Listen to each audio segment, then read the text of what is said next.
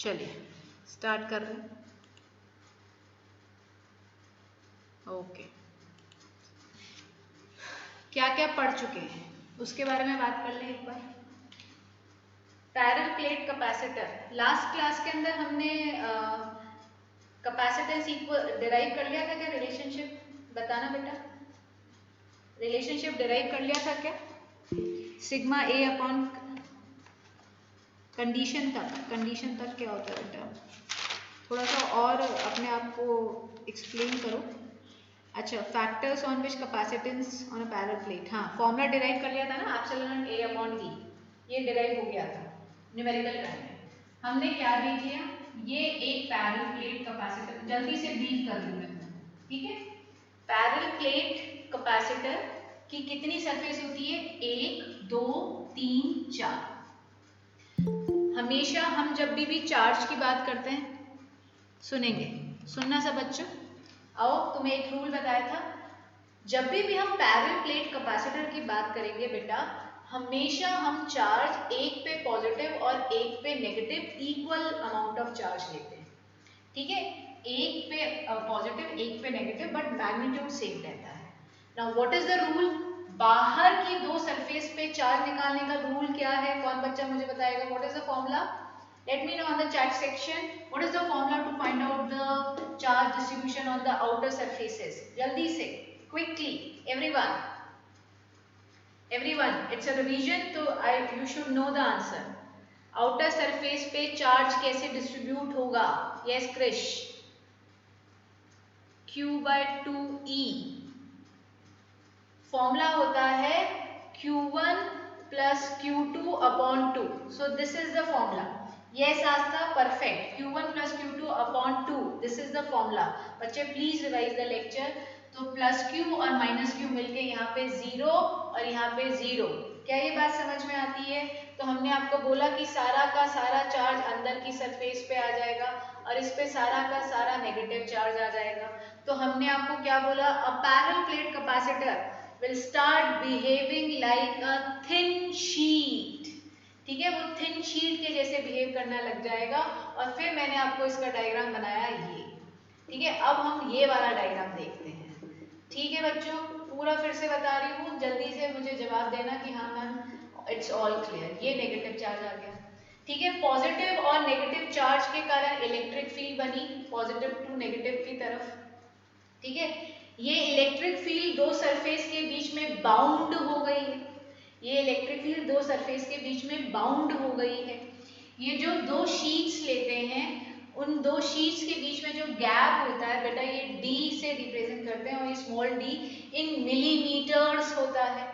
Revision quickly, millimetres लेने से ये दो शीट का जो एरिया होता है वो इनफाइनाइटली लार्ज हो जाता है, ठीक है। सो कैपेसिटेंस का बच्चा आपका फॉर्मूला क्या आया था? एप्सिलॉन नॉट ए अपॉन डी, एप्सिलॉन नॉट ए अपॉन डी।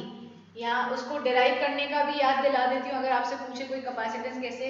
सेंटर पे इलेक्ट्रिक फील्ड इसके कारण E1 होगी इस डायरेक्शन में, और इस नेगेटिव के कारण E2 भी होगी इसी डायरेक्शन में। और E1 E2 की वैल्यू क्या होगी? चैट विंडो पे आंसर करो। क्रिश, आस्था, सिद्धार्थ, निर्माण, आंसर करो। E1 और E2 की वैल्यू कितनी होगी? Late me no in the chat section, जल्दी से फटाफट क्विकली। E1 E2 की वैल्यू हर क्लास में पिछली 3 क्लासेस से लगातार पढ़ रहे हैं हम। दो पैरेलल प्लेट शीट, एक शीट के कारण इलेक्ट्रिक फील्ड सेंटर पे कितनी होती है? बच्चों आंसर करो, अनम्यूट करके कर दो आंसर, अगर लिखा नहीं जा रहा है तो आंसर तो करो। हाँ जी, आदित्य गलत जवाब, सिद्धार्थ गलत जवाब। अरे कितनी होगी? ये देखो आस्था ने लिखा sigma upon 2 epsilon. Very good Astha. E1 और E2, E1 के कारण होगी plus sigma upon 2 epsilon naught. अगर हम सिर्फ मैग्नीट्यूड की बात करें तो E2 के कारण भी सिग्मा अपॉन 2 एप्सिलॉन नॉट ही होगी, दोनों का सेम डायरेक्शन होगा। तो net electric field E1 plus E2 होती है sigma upon 2 epsilon naught, sigma upon 2 epsilon naught. बेटा ये याद करने को बोला है relationship, sigma upon epsilon naught is the electric field. याद करने को बोला था या नहीं? तो what is the formula for capacitance? Capacitance is Q by V। बेटा इन दो के बीच में चार्ज के मूव करने के कारण एक तरफ पॉजिटिव चार्ज एक तरफ नेगेटिव चार्ज का पोटेंशियल डेवलप हो जाएगा। There will be a potential difference. उस पोटेंशियल डिफरेंस का फॉर्मूला क्या होता है? Del V is equals to ED। ठीक है, इधर E और D दोनों का डायरेक्शन सेम होने के कारण cos 0 डिग्री हो गया। E और D, तो इधर Q की वैल्यू Q ही रहेगा। ठीक है, V को आप क्या लिख रहे हो? V आपका V इज ED। E का फॉर्मूला क्या है? E is sigma upon epsilon naught into D। अब सिग्मा क्या होता है बेटा? Sigma is surface charge density, that is charge per unit area. तो चार्ज से चार्ज कैंसिल आउट हो गया, A epsilon naught by D। ये कैपेसिटेंस हम डिस्कस लास्ट क्लास में कर चुके हैं। बेटा हर दिन फिजिक्स रिवाइज करो, हर दिन, फिर ही इन चीजों से आपका डर और टर्म से फेमिलियर हो पाओगे। क्या ये डेरिवेशन अब आपको क्लियर हो गया है? चैट विंडो पे बताना capacitance due to parallel plate का फॉर्मूला क्या आ गया? Epsilon naught A by D। ये रिजल्ट आपको याद रखना है। यस, ये रिजल्ट सारे के सारे बच्चे याद रखेंगे। अब इस पे बेस तुमको क्वेश्चन करा रही हूँ। इस पे बेस अपन क्वेश्चन स्टार्ट कर रहे हैं और आंसर करना तुम लोग चालू करना। ठीक है?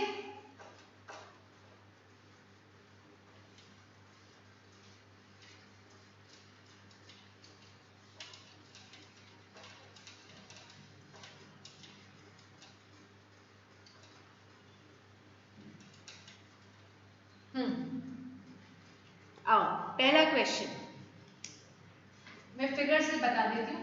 पैरेलल प्लेट कैपेसिटर दे रखा है आपको। ठीक है, a parallel plate air capacitor consist of two circular plates. Plates कैसी दे रखी है आपको? सर्कुलर प्लेट्स दे रखी है, जिनका डायमीटर दे रखा है 8 centimetre. Diameter, D stand for diameter, मैं इधर DIA ले लेती हूँ, डायमीटर।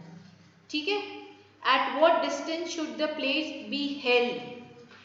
इन प्लेट को कितने डिस्टेंस पे रखें so as to have the same capacitance as that of the sphere of diameter 20 centimetre. मेरे को क्वेश्चन की लैंग्वेज लिखनी पड़ेगी। लेट मी, अगर मैं तुमको क्वेश्चन का फोटो भेज दूं तो आप लोग ग्रुप पे देख लोगे, इससे थोड़ा सा जल्दी हो जाएगा। क्या बोलते हो? क्वेश्चन की फोटो भेज दो आपको ग्रुप के ऊपर, है बच्चों? हाँ ठीक है, क्वेश्चन की फोटो भेज देती हूँ तो आप लोग उस पर देख लो, तो अपना काम जल्दी बन जाएगा।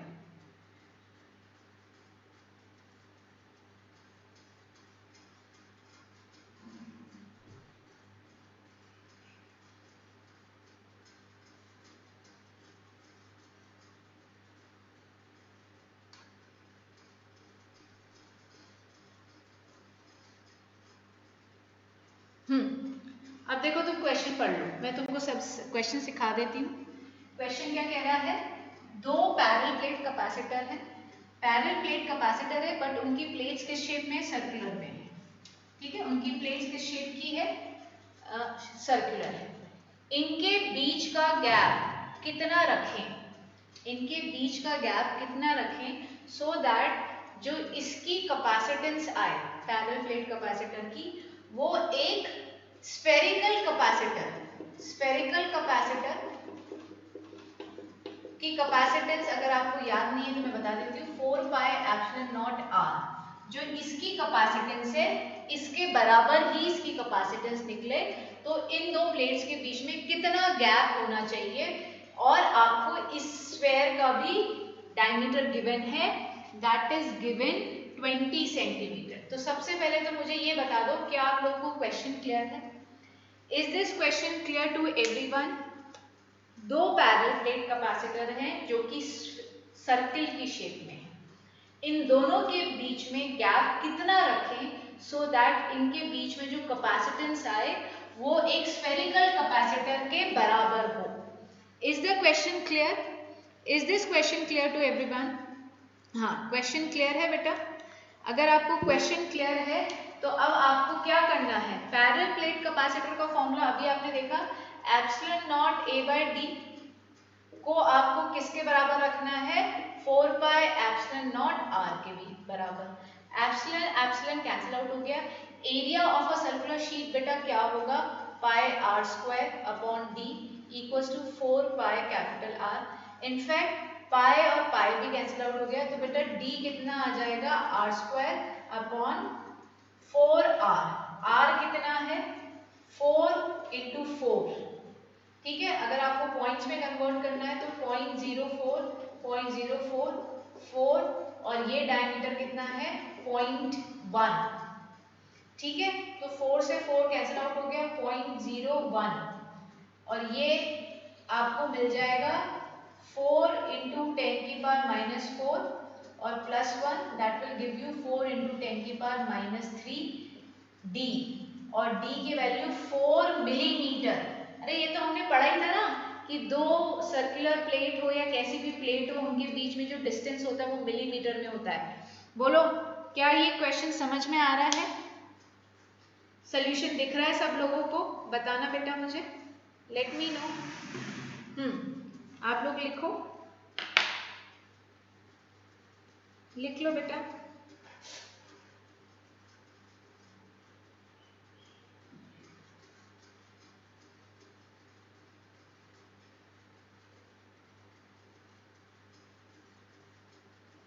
सब लोग 100% समझेंगे, है ना?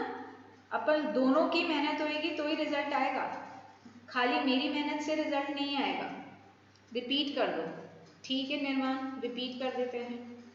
इतने मैंने दूसरा क्वेश्चन भेज दिया है बेटा। क्वेश्चन समझ में आया निर्माण? क्वेश्चन ये कह रहा है कि दो पैरेलल प्लेट कैपेसिटर्स हैं जिनकी सरफेस कैसी है, सर्कुलर है, इनके बीच में कितना गैप रखें सो दैट इनके बीच की जो कैपेसिटेंस है एक स्फेरिकल कैपेसिटर की जितनी कैपेसिटेंस होती है उसके बराबर आए। दोनों की कैपेसिटेंस बराबर हो जाए, बट दोनों की कैपेसिटेंस का फॉर्मूला डिफरेंट होता है। दो पैरेलल प्लेट कैपेसिटर की कैपेसिटेंस का फॉर्मूला होता है epsilon naught A by D. एक स्फेरिकल कैपेसिटर की कैपेसिटेंस होती है 4 बाय एप्सिलॉन नॉट आर। बेटा और सारी इंफॉर्मेशन दे रखी थी, फिर हमने सॉल्व किया। बोलो Nirman, is this clear now? Clear है? सबको क्लियर है? आगे बढ़ जाऊं? Okay okay, thumbs up. चलो आओ, रब कर दूं ना? चलो आओ।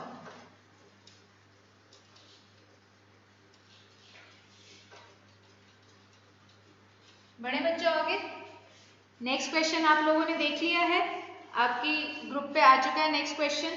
देखें किसको आंसर आ रहा है। Parallel plate capacitor with area A, distance between them is D. The capacitor is connected to a 4-volt battery. If the separation is reduced to half, battery remain connected. What extra charge is given by the battery to the positive plate? ठीक है, मैं तुम्हारे लिए diagram बना देती हूँ, आराम से देखना, बिल्कुल आराम से देखना। ये बैटरी, ये बेटा बैटरी होती है, ये बैटरी हमने कितने की लगाई है, 4 वोल्ट की, 4 वोल्ट की बैटरी लगाई है। ठीक है, अब हमने क्या किया, ये फिर से बैटरी कनेक्टेड ही रखी और इनके बीच का सेपरेशन, इनके बीच का सेपरेशन अभी D था और इसमें कर दिया D/2। डायग्राम से समझाने की कोशिश कर रही हूँ, डायग्राम से समझो, लैंग्वेज तुम्हारे पास आ चुकी है। दो पैरेलल, एक पैरेलल प्लेट कैपेसिटर है जिसको 4 वोल्ट की बैटरी से कनेक्ट किया है। ठीक है, 4 वोल्ट की बैटरी से कनेक्ट किया। फिर आपने क्या किया, उन दो प्लेट्स के बीच का डिस्टेंस कम कर दिया और अभी भी बैटरी को कनेक्टेड रखा, अभी भी बैटरी को कनेक्टेड रखा। तो what extra charge is given by battery to the positive volt? सुनना मेरी बात सुनना। कैपेसिटेंस इक्वल्स टू क्या होता है, epsilon naught A by D होता है। आराम से सुनना, अगर मैं डी चेंज कर दूंगी ठीक है, अगर मैं डी चेंज कर दूंगी तो कैपेसिटेंस चेंज हो जाएगी, होगी या नहीं होगी बेटा। Q इक्वल्स टू क्या होता है, CV। पोटेंशियल इधर भी 4 है, इस केस में भी पोटेंशियल सेम है, बट डिफरेंट क्या हो रहा है, कैपेसिटेंस चेंज हो रही है, क्योंकि इधर डिस्टेंस D है और इधर वही डिस्टेंस को हाफ कर रहे हैं। आदित्य ने आंसर दिया है, ठीक है। तो इस केस में जो चार्ज है और इस केस में जो चार्ज है वो डिफरेंट होगा, तो आपको इन दोनों चार्जेस का डिफरेंस निकालना है। Is the question clear? क्या मेरे सारे बच्चों को क्वेश्चन क्लियर हो रहा है?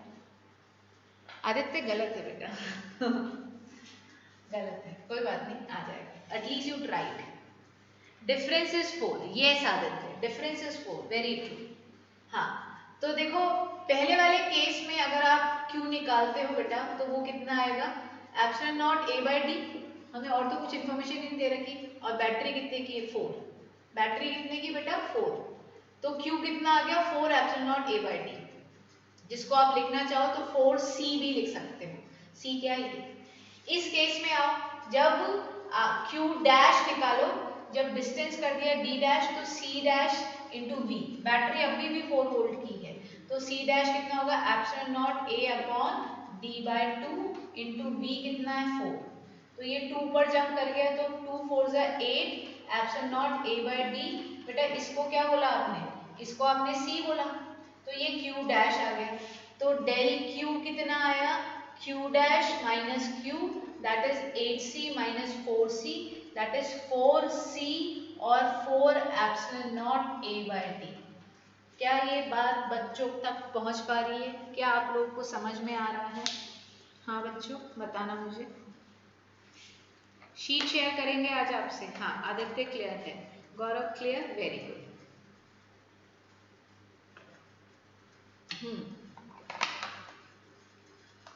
पार्थ बेटा क्लास एक तो टाइम पे ज्वाइन किया करो और फिर हमको इन्फॉर्म करते रहा करो कि आप हमारी क्लास में बैठे हो and you are learning by writing relevant on chat window, yes ma'am, no ma'am, doubt ma'am, है ना।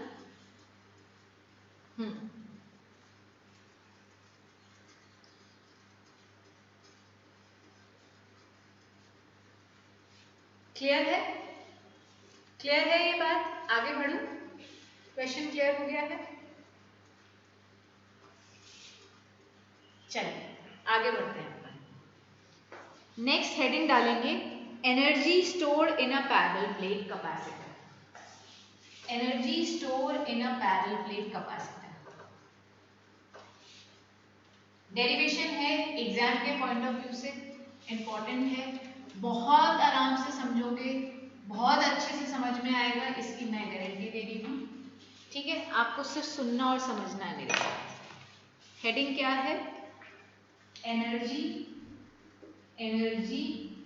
stored in a parallel plate capacitor और कंडक्टर, जो भी लिखना चाहो बोथ आर करेक्ट, है ना। ये बात तो सबको समझ में आती है, दोनों ही करेक्ट होते हैं, कैपेसिटर कंडक्टर दोनों ही, कुछ भी लिख सकते हो।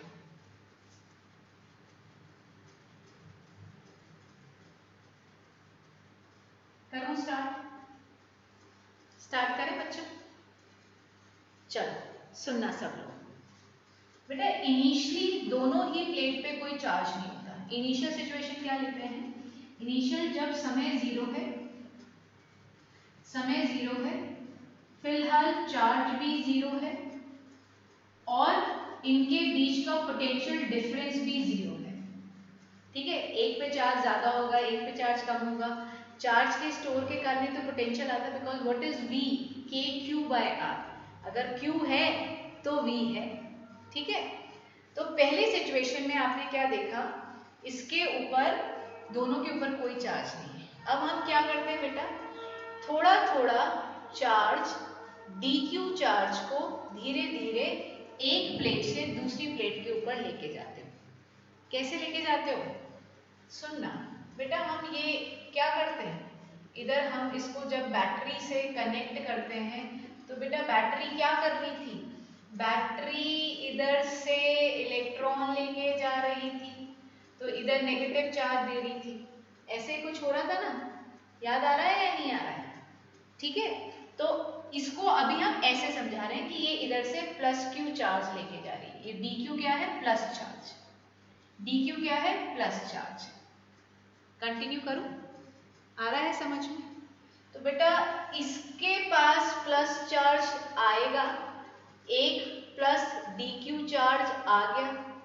तो बेटा अगर इसके पास प्लस चार्ज आ गया तो इसके पास वो प्लस चार्ज की कमी हो गई, तो मतलब माइनस डी क्यू आ जाएगा इसके ऊपर। क्या ये बात समझ में आती है? क्या ये बात समझ में आ रही है? सब बच्चे आंसर करेंगे। जब मैंने इस प्लेट से इस प्लेट पे डी क्यू चार्ज लेके गई, तो D Q is a positive charge, यहाँ पे एक पॉजिटिव चार्ज आ गया तो यहाँ पे एक नेगेटिव चार्ज बढ़ जाएगा। अरे प्लेट क्या होती है? इलेक्ट्रिकली न्यूट्रल होती है। Number of electron is equal to number of proton. अगर मैं यहाँ से एक पॉजिटिव चार्ज ले गई तो इसके ऊपर एक नेगेटिव चार्ज बढ़ जाएगा, है ना? हाँ या ना? अब आपने क्या देखा, अब क्या हुआ, जब एक डी क्यू चार्ज इस पे चला गया है, अब नेक्स्ट टाइम आप दूसरा डी क्यू चार्ज जब लेके इसके ऊपर जाओगे तो जो already existing D Q charge है वो फोर्स लगाएगा रिपल्सिव। वो इनकमिंग डी क्यू चार्ज को भैया अब एंटरटेन नहीं करेगा, वो रिपल्सिव फोर्स लगाएगा। तो उस फोर्स के अगेंस्ट आपको काम करना पड़ेगा, है ना? अब हमको काम करना पड़ेगा, तो हम बोलते हैं कि एक सिचुएशन इनफाइनाइट टाइम, मतलब धीरे धीरे, हमको ये बातें हमने पहले भी करी है स्फेरिकल कंडक्टर में। तो जब आप धीरे धीरे इनफाइनाइट टाइम तक डी क्यू चार्ज मूव कराते रहते हो, तो एक प्लेट पे फाइनली प्लस क्यू चार्ज पूरा आ जाएगा और एक पे उसके दूसरी पे उसके कारण माइनस क्यू चार्ज आ जाएगा। ठीक है, तो ये माइनस, इसको तो इनके बीच का पोटेंशियल डेल वी हो जाएगा इस सिचुएशन में। हम इसके बीच की पिक्चर लेते हैं। बीच की क्या? बीच की पिक्चर हमने बोला let's say at time T, एक टाइम टी हमने लिया, उस टाइम पे इसके ऊपर कितना चार्ज ऑलरेडी स्टोर हो चुका है? क्यू। अरे इसमें से चार्ज जाता गया तो इस पे स्टोर होता गया। उस समय पे इनके बीच का पोटेंशियल क्या होगा? पोटेंशियल का फॉर्मूला क्या होता है? Q bye C। क्या इन दोनों प्लेट का कैपेसिटेंस फिक्स्ड है? फिक्स। इस चीज का कौन बच्चा आंसर कर सकता है? मेरे चार्ज के मूव कराऊं या नहीं कराऊं, उससे इन दो प्लेट के बीच का कैपेसिटेंस चेंज होता है क्या? Let me answer, let me know, do you know this? Gaurav कह रहा है नहीं होता। क्यों नहीं होता? गौरव तुमने नो तो बोल दिया, तुमको लग रहा है मैम पूछ रही है तो नहीं होगा, है? मेरा क्वेश्चन ये है कि मैं कितना भी चार्ज इधर ले जाऊं, क्रिश कह रहा है कि मैम डिपेंडेंट ही नहीं होता है, तो किस पर डिपेंडेंट होता है? क्रिश कह रहा है कि मैम आप कितना ही चार्ज ले जाओ, वो कैपेसिटेंस जो है वो चार्ज पर डिपेंडेंट ही नहीं होता है। तो आदित्य कह रहा है no because shape and size change नहीं हो रहा है। परफेक्ट, बहुत बढ़िया आंसर आ रहे हैं गौरव, आदित्य, क्रिश। यस, वो तो शेप और साइज पर डिपेंड करता है, absolute not A by d पे डिपेंड करता है। तो मैं कितना ही चार्ज ले जाऊं, कैपेसिटेंस तो फिक्स्ड है। क्या ये समझ में आ रहा है? एक समय जब t टाइम हो गया तो इसके ऊपर plus q small q charge store हो चुका है, उस समय पे इसका पोटेंशियल कितना है? q बाय सी। और हमको पोटेंशियल इधर कितना करना है? q अपॉन सी। तो यहाँ तक जब आएंगे, जब q चार्ज आ जाएगा तो इन दोनों कैपेसिटर के बीच में कितनी एनर्जी स्टोर होगी, वो क्वेश्चन है। तो अब आओ, पिक्चर समझ में आ रही है? हम धीरे धीरे चार्ज लेके आए। जब पहली बार यहाँ से dq चार्ज मूव कराया तो मुझे कोई जोर नहीं है मैम लैग हो रहा है। बेटा मुझे तो बिल्कुल नहीं लग रहा है लैग हो रहा है। Is it for everyone? क्या ऐसा हो रहा है क्या सबके लिए? हाँ, क्योंकि लैग मुझे भी समझ में आ जाता है। किसी और को भी लग रहा है कि लैग? आज तो बिल्कुल लैग नहीं हो रहा है। किसी और को लग रहा है क्या? आंसर करना बेटा, जल्दी से आंसर करो यार, क्लास में 9-10 बच्चे तो बैठते हो तुम। हाँ, नो लैग, नो मैम। निर्माण रीजॉइन कर लो बेटा, है ना, वही एक तरीका है। हाँ आओ, पढ़ें फिर से। तो हम क्या कह रहे हैं, जब पहली बार dq चार्ज लेके आई कोई जोर नहीं आया, बट जब दूसरा सेकेंड dq चार्ज लेके जाऊंगी तो ऑलरेडी इधर एक dq चार्ज बैठा है जिसके अगेंस्ट मुझे काम करना पड़ेगा। आ रही है बात समझ में? तो काम करना पड़ता है जब चार्ज ऑलरेडी एग्जिस्ट करता है और चार्ज आपको लेके जाना है, तो ऑलरेडी एग्जिस्टिंग चार्ज आपके ऊपर पोटेंशियल लगाता है, फोर्स लगाता है, रिपल्सिव फोर्स। उस रिपल्सिव फोर्स के अगेंस्ट आपको काम करना पड़ता है। तो अब हम सिचुएशन ले रहे हैं ये वाली, कौन सी, जब हमारा टाइम हो चुका है t और इसके ऊपर कितना चार्ज स्टोर है, स्मॉल q चार्ज, और कितना पोटेंशियल है q अपॉन c। अब मुझे एक छोटा सा dq चार्ज मूव कराने के लिए मुझे एक्सटर्नल वर्क डन करना पड़ेगा। वो किसके बराबर होगा, v minus del v equals to dw external, very small amount of work done, upon dq।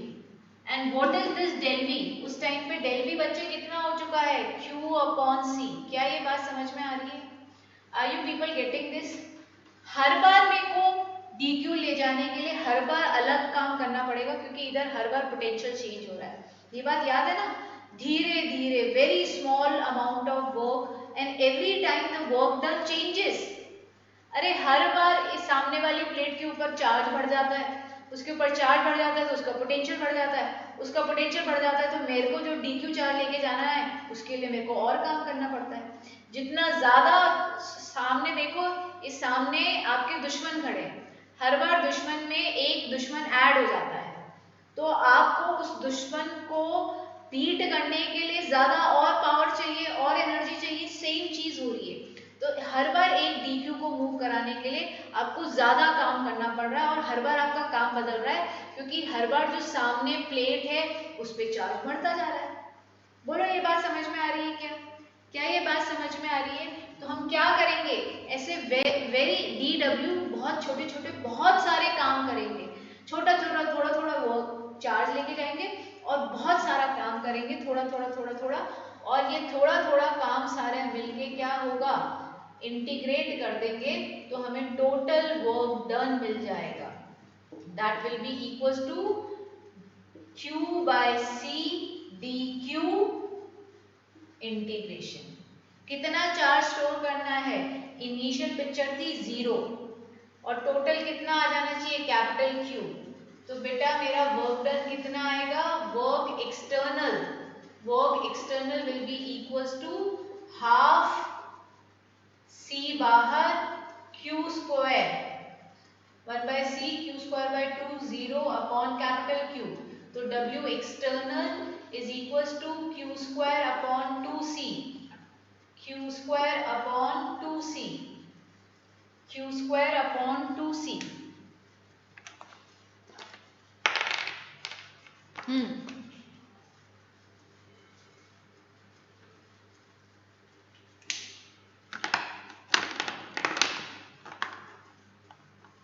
हाँ बेटा देखना, so W external is equals to U final minus U initial.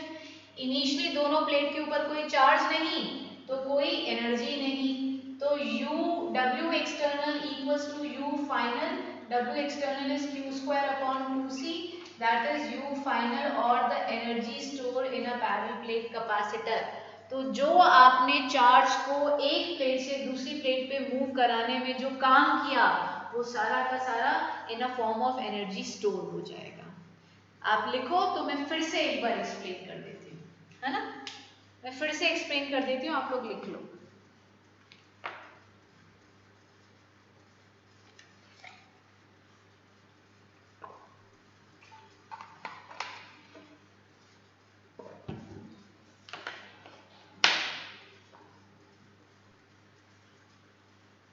फिर से एक्सप्लेन कर देती हूँ बेटा, लिख लो।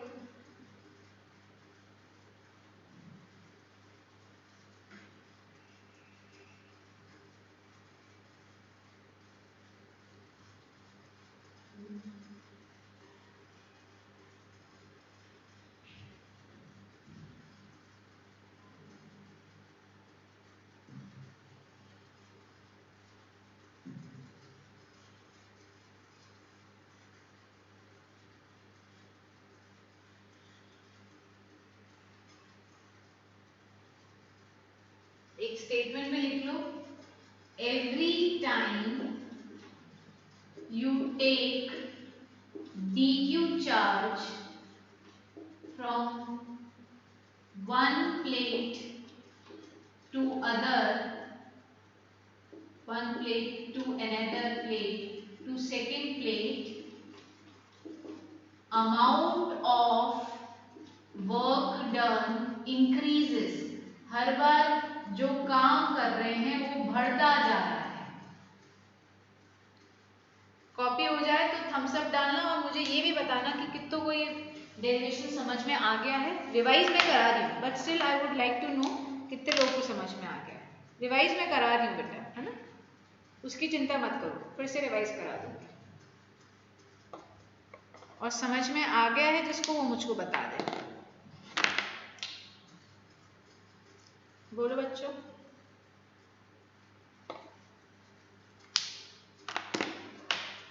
डन।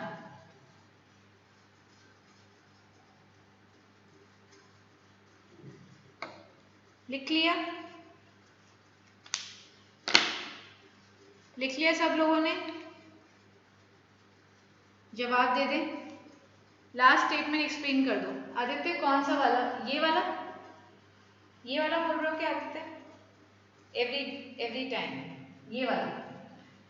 ये मैं शुरू से बताती हूँ तो तुम्हें समझ में आ जाएगा। कॉपी हो गया ना? देखो मैं पूरा समझा देती हूँ।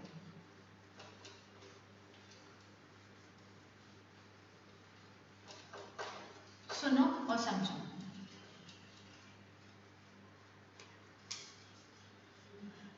देखो जब आपको प्लेट मिली, प्लेट कैसी थी? न्यूट्रल, नो चार्ज, ठीक है। आप एक प्लेट से दूसरी प्लेट पे dq चार्ज लेके गए, ठीक है। इस समय आपने कोई काम नहीं किया, क्यों? क्योंकि आपके ऊपर कोई अपोजिंग फोर्स नहीं था, सिंपल उठा के इसको रख दिया। बट जब सेकेंड टाइम, सुनना सब लोग, जब सेकेंड टाइम dq लेके जाओगे, ये dq इधर है, ये मैं लेके जा रही हूँ, एक dq ऑलरेडी बैठा है, मतलब आपका एक दुश्मन तैयार है। इस dq क्या है? ये मेरे सामने प्लेट है और वो दुश्मन है, वो मुझे रोक रहा है, तो मुझे उसको, उसके फोर्स को, रिपल्सिव फोर्स को ओवरकम करना है, तो मुझे काम करना पड़ेगा। काम करना पड़ेगा। पहली बार वर्क किया, ठीक है। अब ये भी पहुंच गया। अब मैं तीसरी बार dq जब लेके जा रही हूं तो सामने दो लोग खड़े हैं। अब दो लोग मिलके मुझे रोक रहे हैं, तो मुझे इस बार काम करना पड़ेगा, बट मेरे को मेरा काम बढ़ाना पड़ेगा। क्या ये बात आदित्य को अब समझ में आ रही है? फिर जब चौथी बार dq को लेके जाऊंगी तो तीन लोग मेरे ऊपर अपोजिट फोर्स लगा रहे हैं, तो मुझे और काम करना पड़ेगा। तो every time my work, amount of work that I need to do is changing, is varying. Integrate कब करते हैं? जब जो थोड़ा थोड़ा आप जो काम कर रहे हो, हर बार वो काम डिफरेंट है, तो हम सारे छोटे छोटे छोटे इनफाइनाइटली स्मॉल जो वर्क डन कर रहे हैं उन सबको ऐड करते हैं, मतलब इंटीग्रेट करते हैं। Let me know students, let me know students, is this clear? Is this clear now? Yes Vasu? हाँ Aditya? Is your doubt clear now? Aditya is your doubt clear? हाँ, तो आप लोग को समझ में आया कि क्यों हर बार, ये साजन बेटा आप लोगों को समझ में आ रहा है कि हर बार एक दुश्मन, दो दुश्मन, चार दुश्मन, हर बार मेरा दुश्मन बढ़ जाता है, तो मेरे को अपनी एनर्जी स्पेंड ज्यादा करनी पड़ेगी ना। अरे मुझे इंटीग्रेट ही इसलिए करना पड़ रहा है कि छोटे छोटे छोटे छोटे small amount of work done ले रही हूँ, but her work done different है, ठीक है। हर बार लेके dq चार्ज आ रही हूँ, बट हर बार काम अलग करना पड़ रहा है, क्योंकि सामने पोटेंशियल हर बार डिफरेंट हो जाता है। Is this clear? क्लियर है? आगे बढ़ जाओ। Shall I move to the next topic? ठीक है, क्लियर है? फिजिक्स को समझ लो बेटा और रिवाइज करो बहुत बार, आपको कॉन्सेप्ट क्रिस्टल क्लियर होते जाएंगे, तो आपको अप्लाई करने में दिक्कत भी कम आएगी। आदित्य मैं आपके जो आपने डाउट्स भेजे हैं वो एक आध दिन में भेज दूंगी, मेरे को थोड़ा सा मेरा बिजी शेड्यूल चल रहा है, but I send your doubts, ठीक है, उनके सोल्यूशन भेज दूंगी। ओके, अब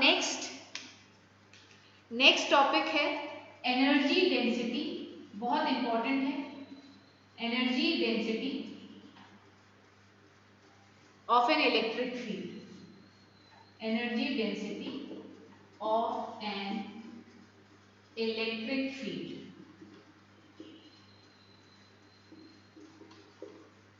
ऑफ एन इलेक्ट्रिक फील्ड। सुनना मेरी बात, एनर्जी डेंसिटी क्या होती है, इलेक्ट्रिक फील्ड की एनर्जी डेंसिटी क्या होती है, पहले तो थोड़ी सी थ्योरी समझेंगे। ये एक यूनिफॉर्म इलेक्ट्रिक फील्ड है। अगर मैं इस यूनिफॉर्म इलेक्ट्रिक फील्ड में एक पॉजिटिव चार्ज को लाके रखती हूँ तो क्या होगा, चार मिनटों में आंसर करो, क्या होगा? अगर मैं इस प्लस पॉजिटिव चार्ज को इलेक्ट्रिक फील्ड में लाके रखती हूँ, चार विंडो पे आंसर करो, क्या होगा? क्या होगा? Ma'am move along the electric field. Yes, कोई चीज मूव कर रही है, बिल्कुल सही जवाब है कि ये मूव करेगा, इलेक्ट्रिक फील्ड के डायरेक्शन में मूव करेगा, बिल्कुल सही जवाब। अगर ये चार्ज मूव कर पा रहा है, इसका मतलब इलेक्ट्रिक फील्ड के पास कोई एनर्जी है, वो एनर्जी इस क्यू को धक्का दे रही है जिसके कारण ये चार्ज मूव कर रहा है। अपन बोलते हैं ना कि इलेक्ट्रिक फील्ड के अंदर अगर आप चार्ज को रखते हो तो चार्ज के ऊपर फोर्स लगता है, ठीक है? तो अगर बॉडी पे फोर्स लगता है और वो डिस्प्लेस कर पाती है तो हमने क्या बोलेंगे, हमने कुछ काम किया। इधर काम कौन कर रहा है? Electric field. इलेक्ट्रिक फील्ड काम क्यों कर पा रही है? क्योंकि इलेक्ट्रिक फील्ड के पास एनर्जी है। क्या ये बात समझ में आती है कि इलेक्ट्रिक फील्ड मतलब energy due to electric field lines. Electric field lines basically carry energy. Electric field lines क्या कैरी कर रही हैं? एनर्जी को कैरी कर रही हैं। Is this point clear? मैंने बोला यहाँ पे प्लस क्यू, फिर से सुनना, मैंने यहाँ पे प्लस क्यू चार्ज रखा, प्लस क्यू चार्ज रखते ही फोर्स लगा, किसने लगाया? इलेक्ट्रिक फील्ड ने। उस फोर्स के कारण ये डिस्प्लेस करेगा, इसका मतलब फोर्स लगने के कारण डिस्प्लेस किया तो इसका मतलब कुछ काम हुआ। वो काम किसने किया? इलेक्ट्रिक फील्ड ने। इलेक्ट्रिक फील्ड ने क्यों काम किया? क्योंकि उसके पास एनर्जी थी। हमने फिजिक्स में क्या पढ़ा है? Anything which can do work possess energy, ठीक है? कोई कुछ काम कर पा रहा है तो उसका मतलब उसके पास एनर्जी है, because energy and work done are synonym of each other, inter convertible है। मैं काम कर रही हूँ पढ़ाने का, बिकॉज आई एम्फसिस एनर्जी, मैंने खाया पिया हुआ है, that is the reason I am standing and I am speaking in front of you people.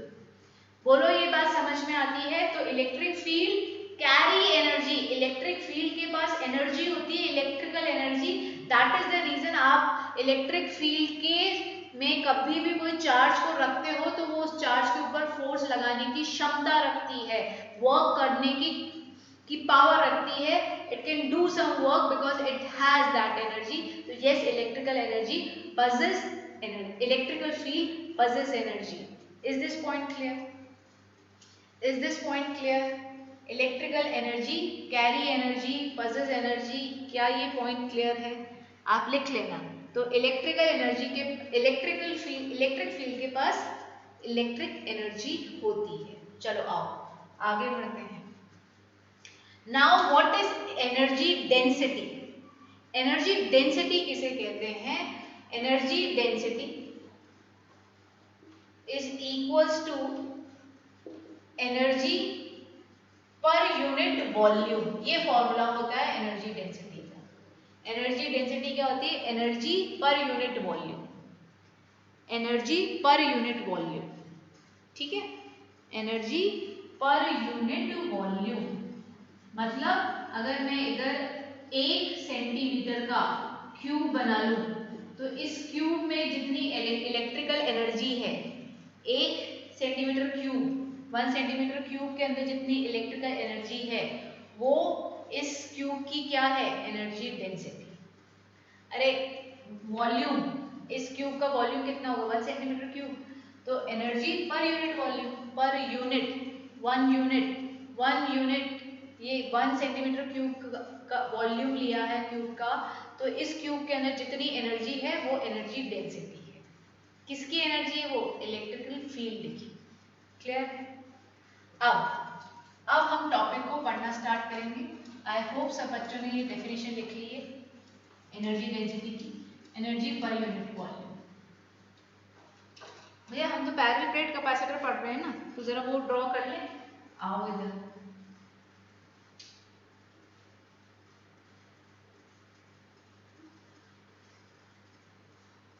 Plus plus plus plus plus plus plus plus plus minus minus minus minus minus. ये electric field bound होती है, हम पढ़ चुके हैं ना कि दो पैरेलल प्लेट के बीच में इलेक्ट्रिक फील्ड बाउंड होती है। इलेक्ट्रिक फील्ड मतलब मैम डेंसिटी क्यूब की है या इलेक्ट्रिक फील्ड की? वो क्यूब 1 सेंटीमीटर क्यूब बनाया, 1 सेंटीमीटर वॉल्यूम का क्यूब मैंने कंसिडर किया है। इमेजिनरी क्यूब 1 सेंटीमीटर का जिसके अंदर से इलेक्ट्रिक फील्ड निकल रही है, तो वो 1 सेंटीमीटर क्यूब जो इमेजिनरी क्यूब है उसके अंदर से जितनी इलेक्ट्रिक फील्ड लाइंस निकल रही है, वो जो जितनी एनर्जी पजेस करती है वो एनर्जी डेंसिटी होती है। आगे आगे समझ में कंफ्यूज तो नहीं हो गए? एक इमेजिनरी क्यूब, इलेक्ट्रिक फील्ड के अंदर एक इमेजिनरी क्यूब है, उस इमेजिनरी क्यूब में जितनी इलेक्ट्रिक फील्ड आ गया निकल रही है, वो जितनी एनर्जी कैरी करती है उसको बोलते हैं एनर्जी पर यूनिट वॉल्यूम। ठीक है, इतने से वॉल्यूम में जितनी एनर्जी निकल गई। ठीक है, आ रही है समझ में? एक मिनट बेटा, एक बार फोन कोई आ रहा है, 2 मिनट रुकना। हेलो, हाँ हाँ जी।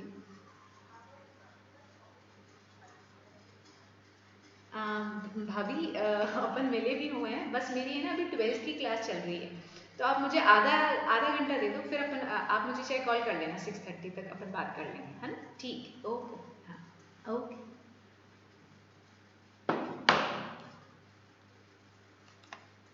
हाँ सुनेगा बेटा? सॉरी, एक कॉल आया था।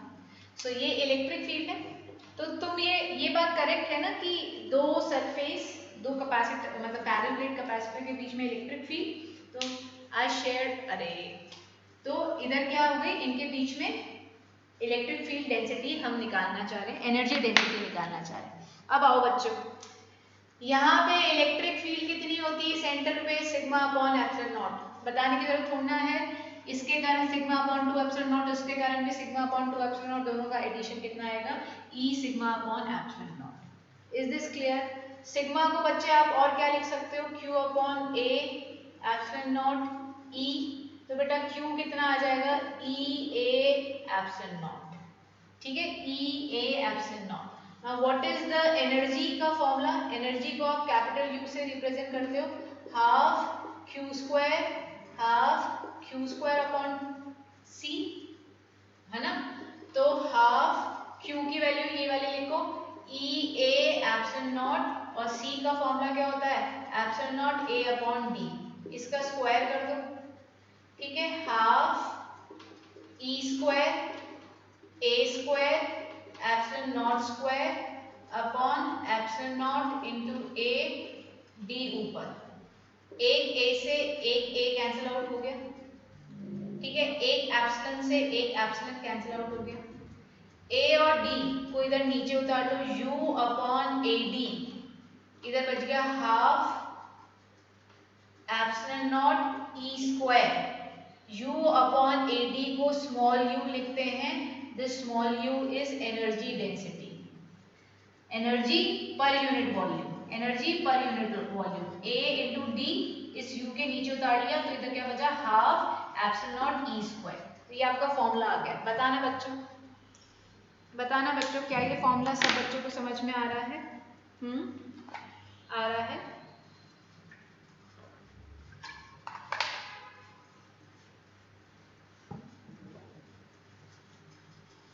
कोई दिक्कत?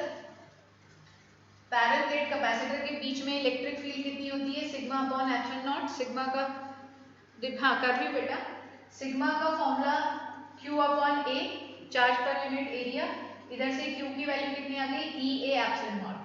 एनर्जी का फॉर्मूला क्या होता है, हाफ क्यू स्क्वायर अपॉन सी। क्यू की value E A epsilon not इधर से पुट कर दी, सी की value epsilon naught A by T.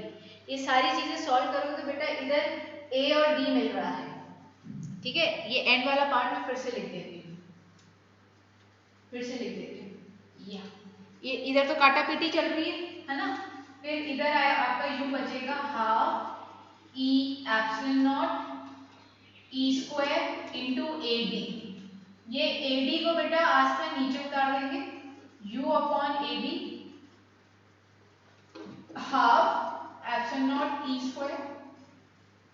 ये एनर्जी पर यूनिट वॉल्यूम जिसको स्मॉल यू से रिप्रेजेंट करते हैं बेटा, small you is energy density.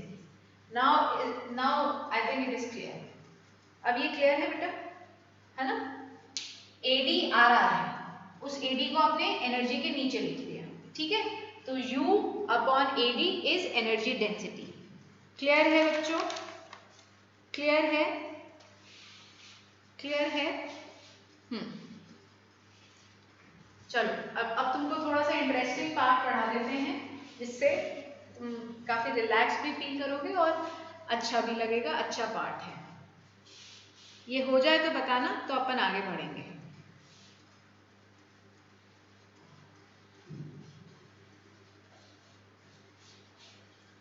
आपका कॉपी हो जाए तो लेट मी नो स्टूडेंट्स। हो गया, हो गया, चलो आओ।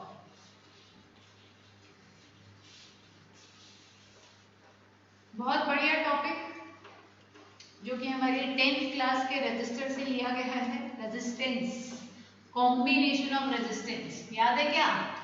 तो बस अब हम पढ़ रहे हैं combination of capacitance, a very interesting topic, ठीक है। फिर उस पर बेस बढ़िया बढ़िया न्यूमेरिकल्स करवाएंगे आपको और होमवर्क भी देंगे।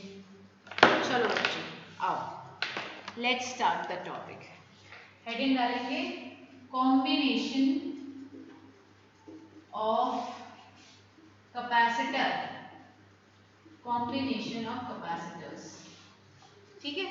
पहला टॉपिक स्टार्ट कर रहे हैं सीरीज कैपेसिटर्स, सीरीज कॉम्बिनेशन, ठीक है। सब लोग मेरे पास आके ध्यान देंगे, खुद कुछ नहीं करना है। ये डायग्राम बना लो, फिर मेरे साथ समझना चालू करना। ये डायग्राम हो जाए तो मुझे बता देना। ये हो डायग्राम हो जाए ना तो मुझे बताना।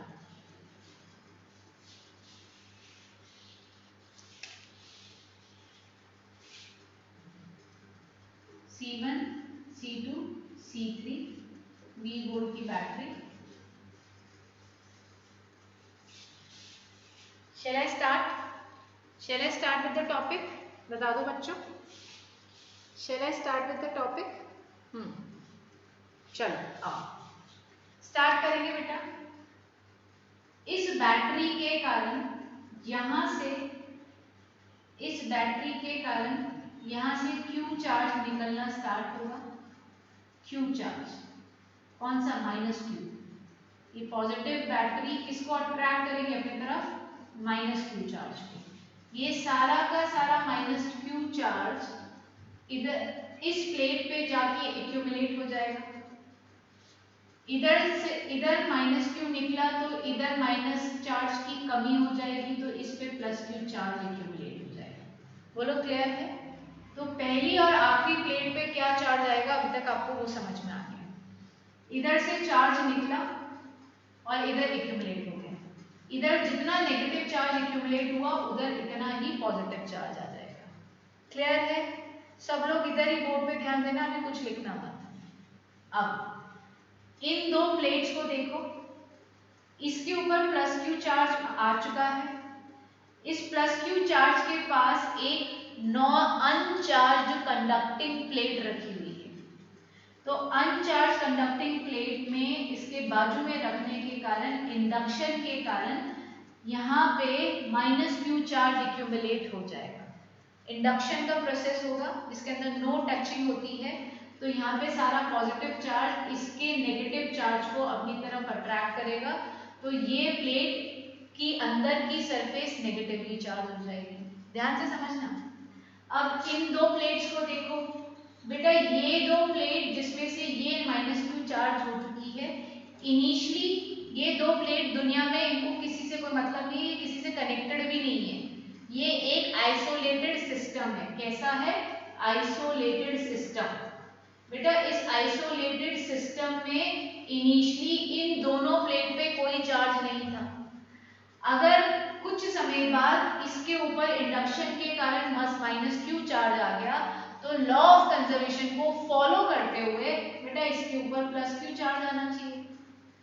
आइसोलेटेड सिस्टम, इनिशियली कोई चार्ज नहीं, तो law of conservation of gas, क्या आपने मेरे साथ अगर शुरू की क्लासेस अटेंड करी है तो उसमें मैंने पढ़ाया था आइसोलेटेड सिस्टम के ऊपर क्या रहता है? चार्ज कंजर्व्ड रहता है। तो अगर इनिशियली चार्ज 0 है तो बाद में भी चार्ज 0 ही होना चाहिए। इस पे -q है तो इस पे +q आएगा, ये लो +q, फिर से इंडक्शन पे इस पे -q, फिर से आइसोलेशन के कारण +q। क्या ये बात समझ में आ गई है? तो अगर आप सीरीज में कैपेसिटर्स को लगाते हो जिनकी सबकी कैपेसिटेंस डिफरेंट है, you can see that every capacitor has a different capacitance, but सबके ऊपर चार्ज कितना स्टोर होता है? सेम। समझो, लिखो, मैं वेट कर रही हूँ आप लोगों का। ठीक है, मैं फिर से कॉन्सेप्ट को रिवाइज कर दूंगी, रिपीट कर दूंगी, पहले आप लोग लिख लो बच्चों। लिखेंगे।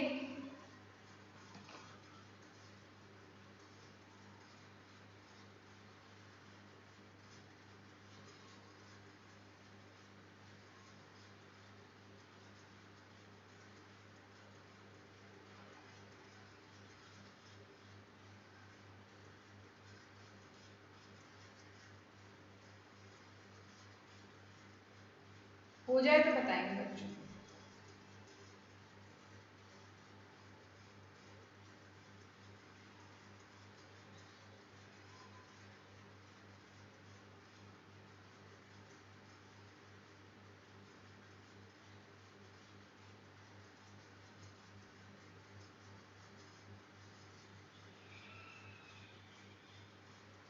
मैम C2 पर चार्ज इंडक्शन के थ्रू आया। चलो आदित्य फिर से रिवाइज कर लेते हैं, आओ आओ आदित्य फिर से रिवाइज कराएं।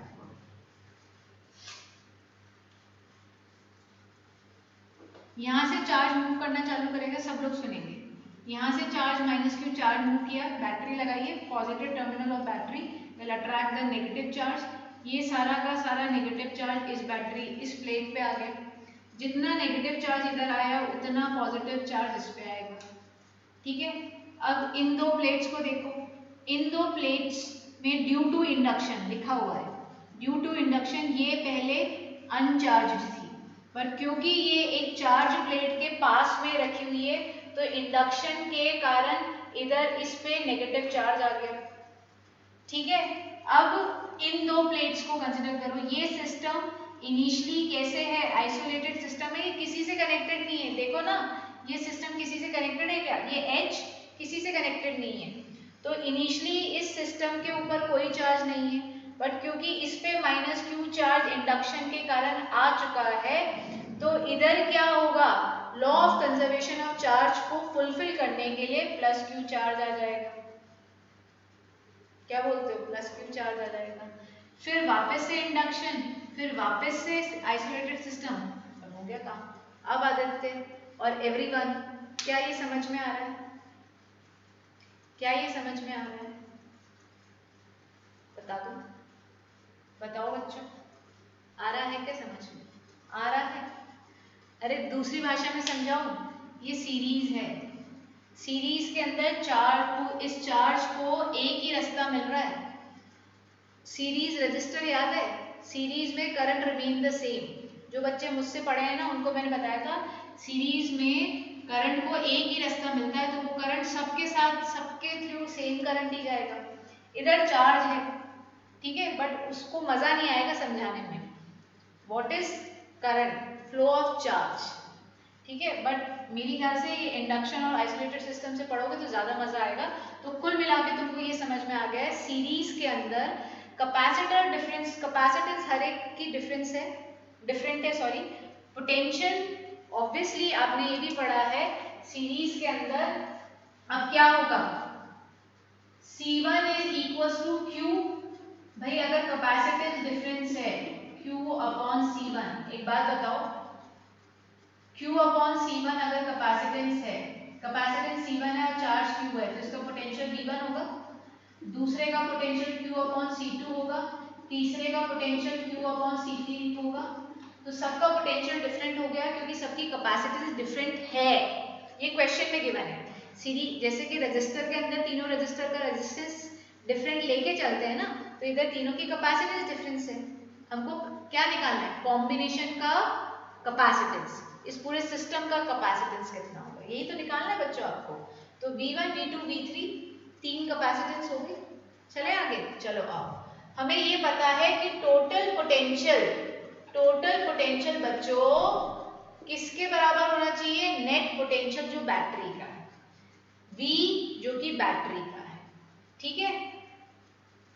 टोटल V चार्ज है Q और टोटल C इक्विवेलेंट कैपेसिटेंस हो जाएगी, V1 is equals to Q upon C1, V2 is equals to Q upon C2 and V3 is equals to Q upon C3। Q cancel out हो जाएगा, 1 upon C equivalent is 1 upon C1 plus 1 upon C2 plus 1 upon C3। अरे बच्चों इस result को देखो, ये result आपके जो पैरेलल के अंदर रजिस्टर में आता था वो कैपेसिटर में सीरीज में आ रहा है, उल्टा रिजल्ट, इजंट इट अमेजिंग, है उल्टा हो गया रिजल्ट ही। लिखो जरा, लिख लो बच्चों।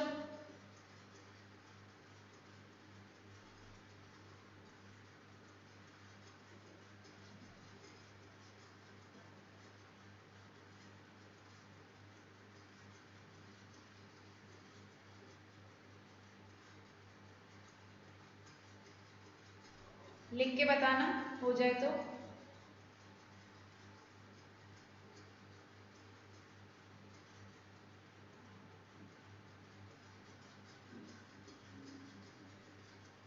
हाँ जी बच्चों, हो जाए तो लेट मी नो।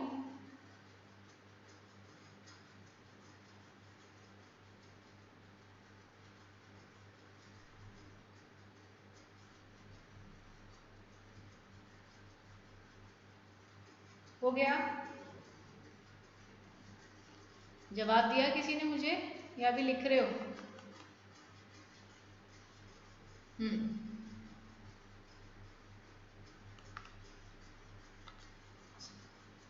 लिख लो, अभी सिर्फ सिद्धार्थ का जवाब आया है।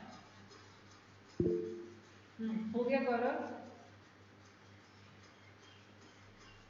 डन, समझ में आ गया? कुछ वापस से रिपीट करो या कॉन्सेप्ट क्लियर हो गया है? क्लियर है? अच्छा डन तो हो गया, अब क्लियर है क्या उसके लिए लिख दो, क्लियर है क्या? क्लियर है? मैं लास्ट वाला बता दूं। अरे गौरव क्या बताऊं लास्ट वाला है? 10th क्लास याद करो भाई बेटा, तीनों में पोटेंशियल डिफरेंट होगा क्योंकि कैपेसिटेंस डिफरेंट है। V1 equals to Q upon C1, ये रिजल्ट ये याद है क्या? अपन ने C equals to Q by V बताया था, ये तो याद है ना? तो V इधर आ गया, C नीचे आ गया, तो V1 पोटेंशियल, इसका पोटेंशियल कितना होगा Q upon C1, V2 potential कितना होगा Q अपॉन C2, V3 कितना होगा Q अपॉन C3। भाई जो टोटल आपने पोटेंशियल दिया है यही तो तीन भागों में डिवाइड होगा, तो V total potential is equals to V1 plus V2 plus V3। V किसके बराबर है, total charge upon total capacitance. Total charge भैया Q ही तो है, पूरे इस सर्किट में कितना चार्ज फ्लो कर रहा है, Q चार्ज फ्लो कर रहा है, और टोटल कैपेसिटेंस C इक्विवेलेंट हमको निकालना है, C इक्विवेलेंट बोलो, C सीरीज बोलो, ठीक है, is equals to V1 plus V2 plus V3। तो V1 कितना Q upon C1, Q upon C2, Q upon C3, इस सब में से Q कॉमन आएगा, इस Q से कैंसिल आउट हो जाएगा, तो 1 अपॉन C इक्विवेलेंट कितना आ गया 1 upon C1 plus C2, 1 upon C2 plus 1 upon C3। क्या ये बात क्लियर है सब बच्चों को? हाँ, अब दो तीन छोटी मोटी चीजें बता रही हूँ सीरीज कॉम्बिनेशन के लिए जो आपको याद रखनी है। सुनो बेटा, अगर आपका दो का कॉम्बिनेशन है, सिर्फ दो कैपेसिटर सीरीज में लग रहे हैं C1 और C2। तो बेटा इसके लिए हम C equivalent C1 C2 upon C1 plus C2 use कर सकते हैं सिर्फ दो के लिए। I repeat only for two. भाई तीन कैपेसिटर के लिए C1 C2 C3 upon C1 plus C2 plus C3 नहीं होता है, सिर्फ दो के लिए आप ये यूज कर सकते हो। बोलो ये बात आ रही है कि समझ में? दो के लिए यूज दिस फॉर्मूला। अरे 1 upon C1 plus 1 upon C2 को एलसीएम लेके सॉल्व करोगे, रेसिप्रोकेट करोगे तो यही आता है। ठीक है, ये एक एंड रिजल्ट याद रखना है। बेटा दूसरा एंड रिजल्ट क्या है, अगर बहुत सारे कैपेसिटर सीरीज में लग रहे हैं, बहुत सारे कैपेसिटर सीरीज में लग रहे हैं n, और सबकी कैपेसिटेंस सेम है, और सबकी कैपेसिटेंस सेम है, तो बेटा फॉर्मूला क्या होता है, 1 upon C equivalent is equal to 1 by C plus 1 by C up to plus n। ठीक है, तो कितनी बार करोगे? अरे n टाइम कर रहे हो तो इसको n बाय C बोल सकते हैं ना। तो ये C इक्विवेलेंट का फॉर्मूला क्या आ जाएगा, C बाय n। बहुत फेमस रिजल्ट है, बहुत काम का रिजल्ट है, याद करना लिखना। ठीक है, याद करके लिखना।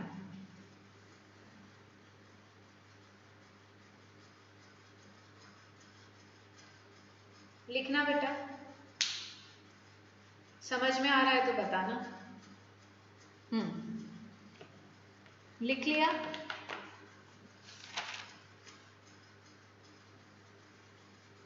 लिख लिया? क्लियर है? चलो एक न्यूमेरिकल कर डालते हैं इसके ऊपर, देखते हैं हमको न्यूमेरिकल करने में आ रहा है क्या।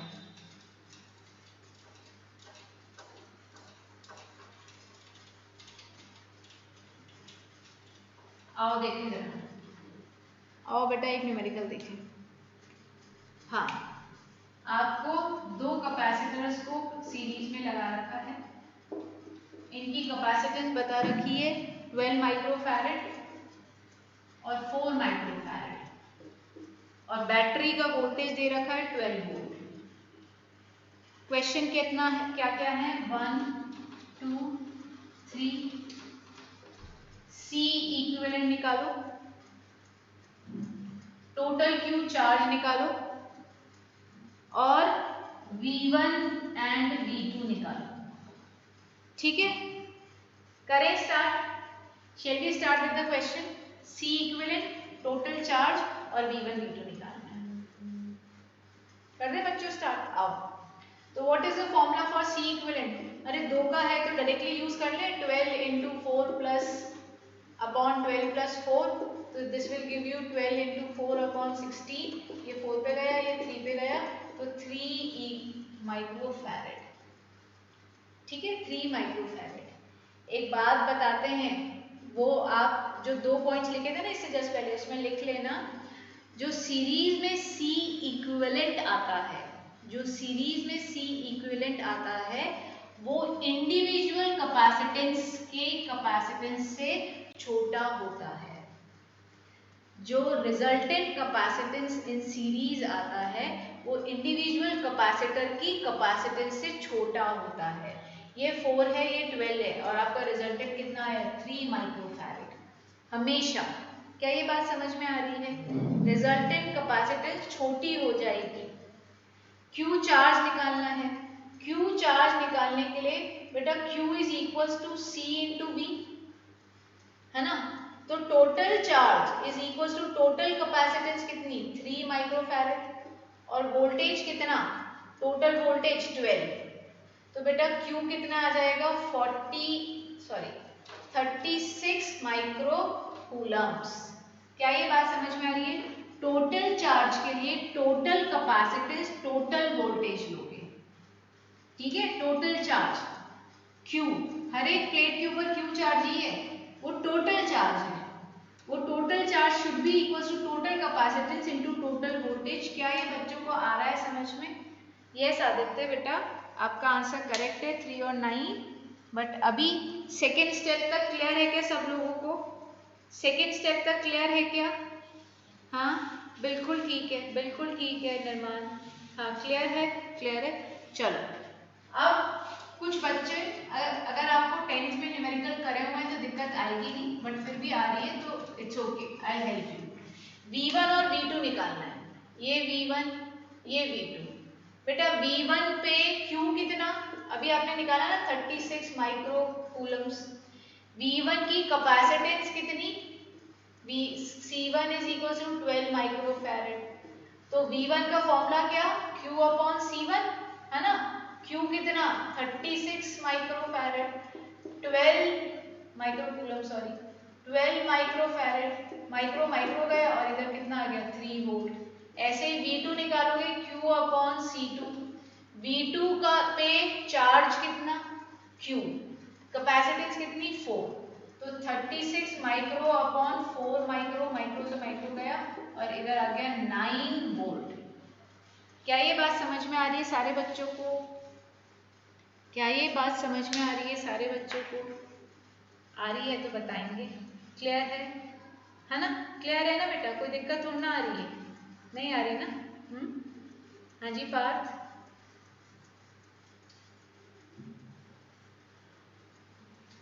क्लियर है क्रिश। बेटा अपन को एक आध महीने ऐसे पढ़ना है, तो मजबूरी तो मैं नहीं बोलूंगी इसको, पॉजिटिव एटीट्यूड के साथ पढ़ाई करो बच्चों, ठीक है। मेरे डेडिकेशन में इतनी सी भी कमी नहीं है, तो बेटा आपका भी डेडिकेशन, अटेंशन स्पैन सब कुछ हाई रखो। चलो आओ, और ये बता दूं V1 और V2 को जब भी ऐड करोगे तो टोटल 12 के बराबर बनेगा, क्योंकि वोल्टेज जो टोटल बैटरी का होता है वही डिवाइड होता है। तो देखो 3 + 9 12 दे रहा है, ठीक है। तो this is how you can check कि आपने V1 V2 सही तो निकाला है। वासु बेटा ये 10th वाला पार्ट है, आ रहा है क्या समझ में, यस वासु, क्लियर है। चलो पैरेलल कॉम्बिनेशन देखो, पैरेलल कॉम्बिनेशन,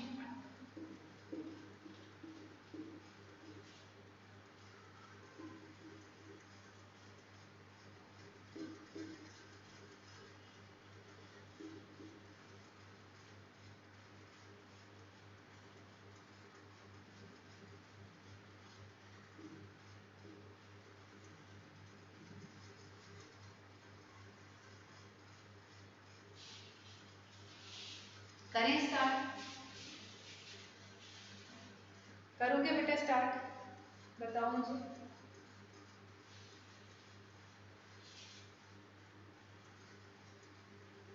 पैरेलल कॉम्बिनेशन, आओ सुनो, एक इंफॉर्मेशन जो आपको 10th से मिली हुई है, मैं 10th में अपने स्टूडेंट को ऐसे याद करा रही हूँ, P for parallel, P for potential, याद आ रहा है, पैरेलल में potential remains the same, P for parallel, P for potential, parallel में पोटेंशियल रिमेन द सेम। इसका क्या मतलब है, जो पोटेंशियल इधर है वो कितना है V, अरे ये पोटेंशियल डिफरेंस होता है, तुमको ये बात समझ में आती है, इस एंड पे V है और इस एंड पे 0 है, तो टोटल पोटेंशियल कितना हो गया V - 0 दैट इज V।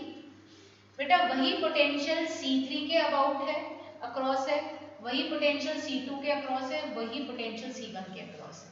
क्या ये बात याद रखोगे, in parallel potential PD difference remain same, remain same, ठीक है। P फॉर पैरेलल तो मतलब इधर V इधर 0, इधर V इधर 0, इधर V इधर 0, हर जगह पोटेंशियल डिफरेंस सेम है। आगे बढ़ सकती हूँ क्या, शैल आई मूव फॉरवर्ड।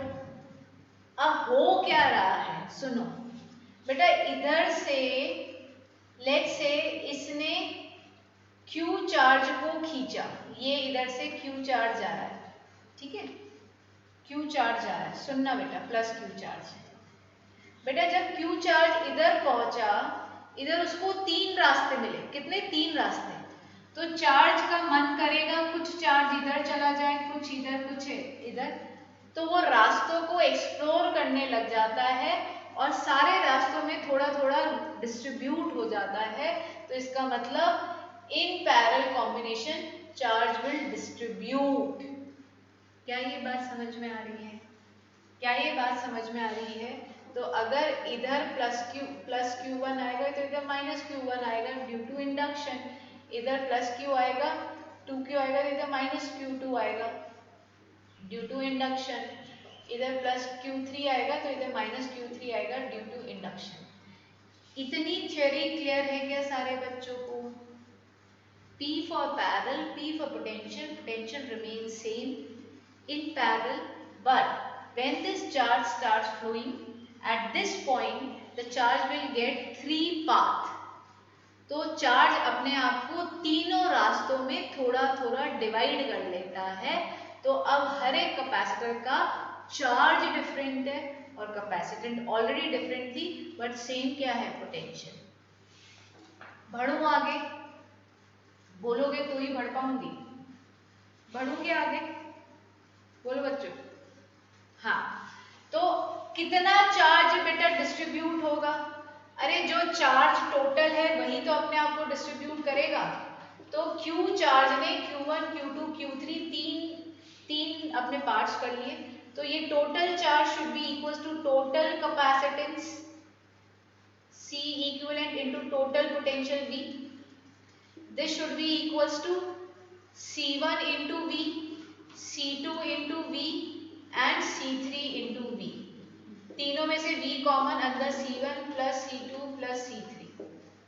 इधर C equivalent into V, V से V कैंसिल आउट हो गया तो C इक्विवेलेंट की वैल्यू कितनी आ गई? C1 plus C2 plus C3। क्या प्यारे बच्चों को ये रिजल्ट समझ में आ गया? ये अगेन एग्जैक्टली सेम रिजल्ट है बच्चों जो आपका रजिस्टर में सीरीज में आया था। ये इधर पैरेलल कैपेसिटर का आ रहा है। ठीक है, क्लियर है ये बात? क्लियर है? क्लियर है? इजी इजी है ना ये? तो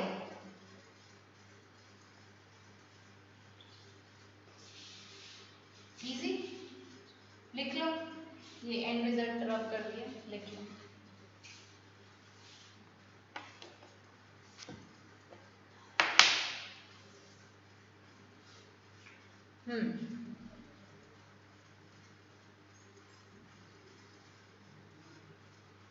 कॉपी हो जाए तो यस मैम डन डाल देना बेटा। कॉपी हो जाए तो डन डाल देना। कॉपी हो जाए तो डन डाल देंगे।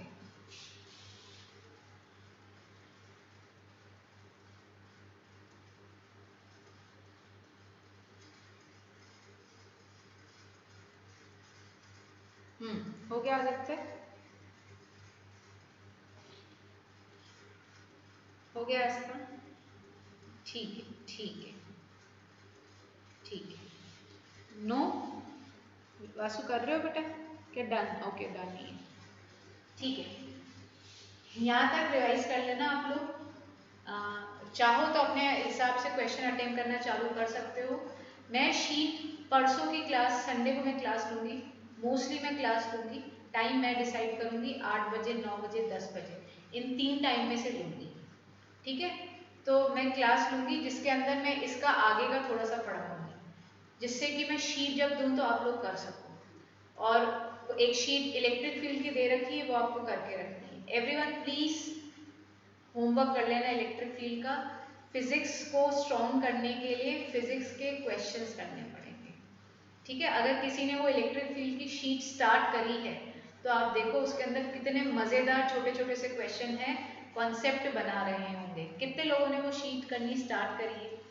Late me know. Astha attempted. Astha तुमने क्वेश्चंस देखे?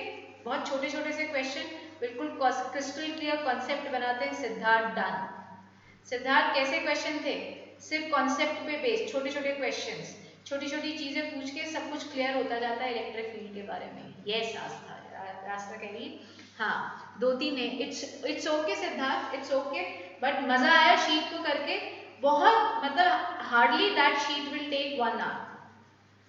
आप आधे आधे घंटे के टुकड़े में भी कर सकते हो करना चाहो तो, बट क्वेश्चंस करो। ठीक है, आज इतना लेक्चर रिवाइज कर लेना। कल तो नहीं रखूंगी, परसों क्लास रखूंगी। चलो। अभी के लिए इतना ही, bye everyone. Thank you ma'am. Okay Siddharth.